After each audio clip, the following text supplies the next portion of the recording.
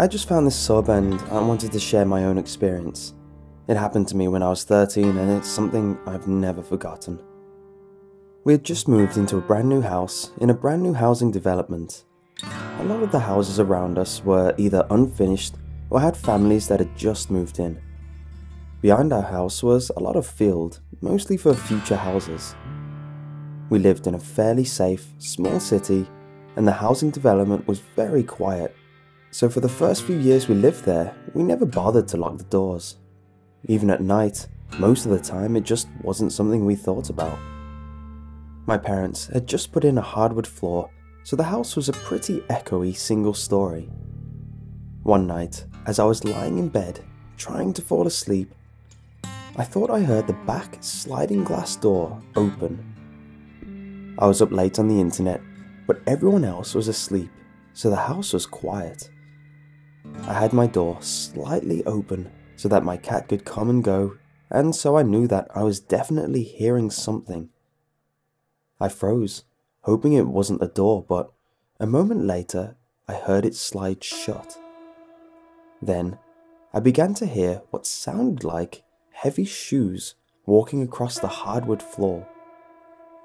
It was a very specific sound, and suddenly I couldn't breathe. The footsteps were slow and quiet, like they were trying to make as little noise as possible. But because the floor was wood and our house had high ceilings, the steps echoed down the hallway to my room. Then I heard them stop, the sound of the hallway closet being opened, and then the door quietly clicking shut, like they turned the knob, pulled the door closed, and then released the knob once it was in place. It was silent after that. My heart was beating so fast and I began crying. The only way to my parents' room was up the hallway. Their door was only about 20 feet from where the hallway closet was. I was frozen, and I honestly thought I would pee my pants, I was so scared. However, it was silent for long enough that I knew I had to get my dad. So I stood up and walked sock-footed to my door. I stood there for a long time breathing. Then I ran. It's not a long hallway, but I went as fast as I could. I got inside their room and tried to wake my dad up. "Dad? Dad!" I was frantically whispering. He was half asleep. "Dad!" What?" "Dad, I think there's someone inside the house." "What?" "Get up, I think there's someone inside the house." "There's no one in here, go back to sleep." "Yes, there is." I start crying. That gets him up. My mom also wakes up at this point as well. So they both get out of bed. My dad, sure there's no one in the house, doesn't even grab something as a weapon, but I follow behind him as he leaves the room. He goes into the living room, passes the closet, turns on all the lights in the house. I remember standing in the living room, knowing exactly where the person was and not being able to say anything. He tells me, "Look, there's no one." He doesn't check the closet though, and I don't tell him to. I'm so afraid that whoever is in there will jump out with a knife and kill my dad in front of me, and 13-year-old me keeps thinking I can't be responsible for my dad's death. So I say nothing, and I don't tell him to check the closet. I don't know why he didn't, because if I were a dad, I would have. He locks the front door and tells me to go back to bed. They wait until I'm back in my room before they close their own bedroom door and go back to sleep. Again, the house is silent, and I'm laying there afraid because that person is still here in that one place he didn't look. Suddenly, I hear the closet door open, just as slowly and as quietly as before. Then, the footsteps again. I could hear them so clearly walking towards the kitchen where the back door is, and they stop. That's followed by the sound of the back door being slid open and then quietly being pushed closed again. I hear the back door click in place, and then the house is silent. I'm laying there crying and breathing, but hearing them leave the house. I felt instant relief though, but I was still shaking with fear. I give it a few minutes, hoping they wouldn't come back. And they don't. So, after a bit, I sneak out there. My one and only thought is to lock the back door, which I managed to do. But the scariest part is when I looked at the hall closet, the door wasn't closed anymore. It was cracked because they hadn't bothered to close it after they left. Though, I know it was definitely closed when my dad was out here with me. I tried bringing it up to them years later, and they still don't believe me. But that's not something you just hear.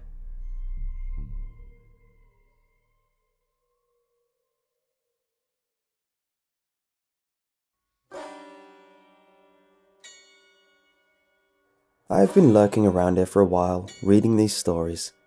It's about time that I share a creepy experience I had in my childhood. I'm not sure how it comes across via text, but hey, it's worthwhile sharing. I'm a 31-year-old male from Eindhoven, the Netherlands. In the Netherlands, we've got quite some houses that are attached to one another, especially in long streets. In the case of my parents' home, across the street were the exact same type of houses, divided by a 2-lane road. If you look outside the window, you look straight at the opposite house. It was my 11th birthday, around 11 o'clock in the evening. The last guest left our house, and it was time to go to bed.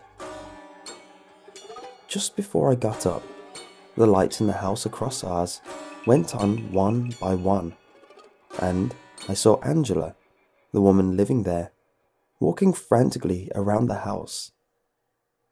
She was somewhere in her 40s, your average, slightly clunky housewife. She lived all by herself though. All of her blinds were open, so I could see her every move.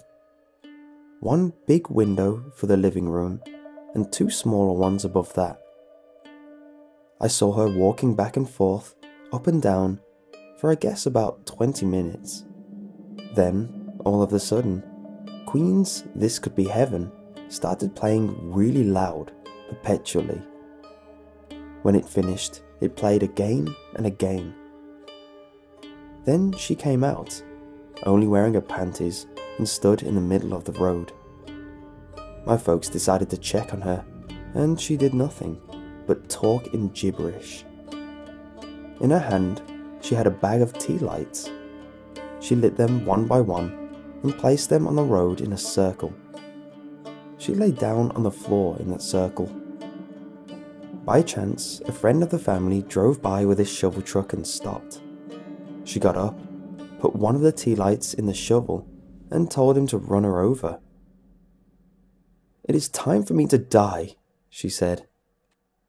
He got out of the truck and pushed her in the house and closed the door. My parents were so shocked. They just stared outside and didn't realize that this was not for the eyes of a child. My mum closed the blinds. I went to bed, and pretty much immediately I had horrible nightmares. I dreamt about frightening, orange illuminating figures on our blinds, skeletons and whatnot. I don't really recollect so well anymore. I woke up, ran down, and sought solace and comfort with my parents. I guess it was around midnight when my dad opened the blinds. There was Angela, pressed up against our window, eyes wide open, looking straight at me. She was mouthing words so fast and frantically that I could not decipher what she said by any means. Then, an ambulance came out of nowhere and took her away. I guess our friend called the emergency number. I never saw her again, and please, for the sake of my heart, Angela, let's not meet again. To this day, I cannot listen to This Could Be Heaven.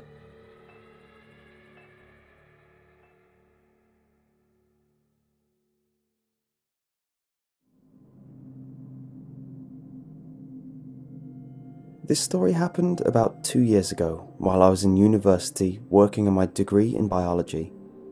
I'd signed up for a trip to gather samples for an experiment some students in the ecological department were going to run. It required the collection of samples from several sites, so they recruited biology, ecology, and forestry majors to help them complete the sampling in a shorter period.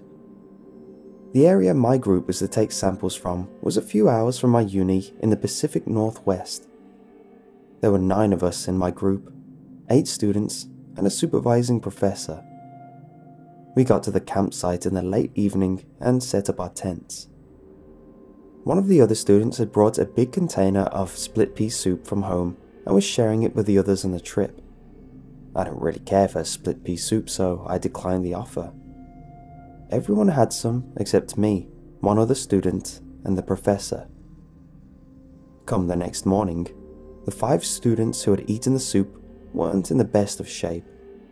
They were in the grips of some gnarly food poisoning and were in no shape to hike for 8 or 9 hours to collect the samples we needed. The professor who was supervising us originally had some rules such as people travel in groups of at least 2, and we had to return to camp by nightfall. Now, those rules were tossed out to make sure we kept our timetable and collect all of the required samples. We were told to do your best and complete the work assigned as long as you can do it safely. That morning, I set out for a long day of hiking. After a mile or so, I ran into the stream I was supposed to follow. I needed to travel about 4 miles upstream, stopping every quarter mile to collect samples of the water and soil. This meant I had to hustle to get back before dark. Halfway through the day, I realized that wasn't going to happen. About 2 miles into my hike, I stopped for lunch, sitting on a log overlooking the stream. The scene was really peaceful, until I smelled cigarettes. It wasn't the smell of a cigarette being smoked, more the musty smell of a heavy smoker's car where cigarette butts have been left to ferment for weeks on end. I looked around, but couldn't see anyone. I just assumed that the wind had blown the scent of some hunter or hiker over to me. But minutes later, the smell hadn't faded. The vegetation in the area wasn't that thick, but there was still a lot of places for someone to duck behind a tree or a bush. I was unnerved that someone was apparently staying close enough for me to smell them for this long without so much as a word. I quickly packed up the trash from my lunch and continued up the stream. The musty cigarette smell went away for the next few hours. It wasn't until I arrived at my last sample location late into dusk that I smelled it again. The woods were getting really dim by this point. Looking back on it, it was a really stupid idea to stay out so late, as just hiking back to camp in the dark would be pretty dangerous, even without the cigarette-smoking stalker. Having just put the collection tubes in my bag, I shined my flashlight around the darkening woods, looking for whoever was giving off the smell. I didn't see anything that caught my attention. It would actually be more correct to say I saw too many things in the dim light that might have been a head sticking out from behind a tree or someone crouching low in the foliage. I didn't like the idea of being in the dark woods with a stranger who, for the second time, was lurking near me without revealing themselves. So, I began to double time it back down the stream. I made much better time on my way back, even though it was dark, because I didn't have to stop to take any samples. Even so, I didn't get back to camp till a bit before 10. I was the last one to get back, and everyone but the professor was already asleep. I didn't mention the cigarette smell to the professor because he seemed tired as it was, and he headed to his bed in the RV soon after I got back. I headed to my tent soon after. At some point in the night, I woke up needing to pee. I decided to head off into the woods to do my business, as I knew some of the other students were still feeling ill and needed the RV toilet for more urgent matters than just having to take a leak. I walked about 100 feet into the woods, found a tree, and did what I needed to do. As I turned to go back to camp, something caught my eye. Somewhere off in the woods was a tiny red glow. I was confused as to what it was until it flared momentarily, and I realized it was the cherry of a cigarette. I stood there for a while, watching the red ember glow, fade, then moved slightly closer to the ground, as whoever was smoking would take it out of their mouth. Not being able to see the person, I assumed they were watching the camp. I don't know if they had seen me make my way into the woods or not, as the fire had been doused and the moon was only half full, so there wasn't very much light. I made my way back slowly to camp, as quietly as I could, and entered the RV to wake up the professor. I told him about the person smoking in the woods and about the smell of cigarettes earlier that day. However, when we got outside the RV, the ember from the cigarette was gone. My professor woke the other student who hadn't come down with food poisoning, and we took it in turns watching over camp. I didn't see or smell anything else when I was on guard duty, and went to sleep when the professor woke up for his turn. In the morning, the professor, the other students and I went to where I guessed the smoker had been standing the night before, and sure enough, we found about 10 cigarette butts on the ground next to a tree. The tree itself looked like someone had been twisting and stabbing a knife or other sharp object into it, as the bark and outer layers of the wood had been damaged and chipped away. The professor decided that the group should head back that day, even though we hadn't collected all of the samples we were assigned, to be on the safe side. We packed up camp and drove down the thin dirt trail without incident. The second we got onto the paved highway though, a white panelled van pulled out of a clearing just off the shoulder and began following us. This van stayed behind us all the way back, pulling off the highway when we did, taking the same surface streets that we did, and only stopped following us when we turned onto the road leading to our university campus. Everyone was freaked out by this, but it was around 9 at night on a weekend, so the security office on campus was closed. We decided to unload the RV and call it a night, as the van hadn't followed us onto campus.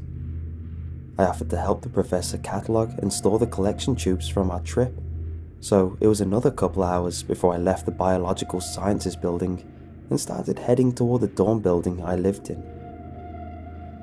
I stepped out into the cool night air and began walking, my professor having left the building in the other direction to get to his car and drive home.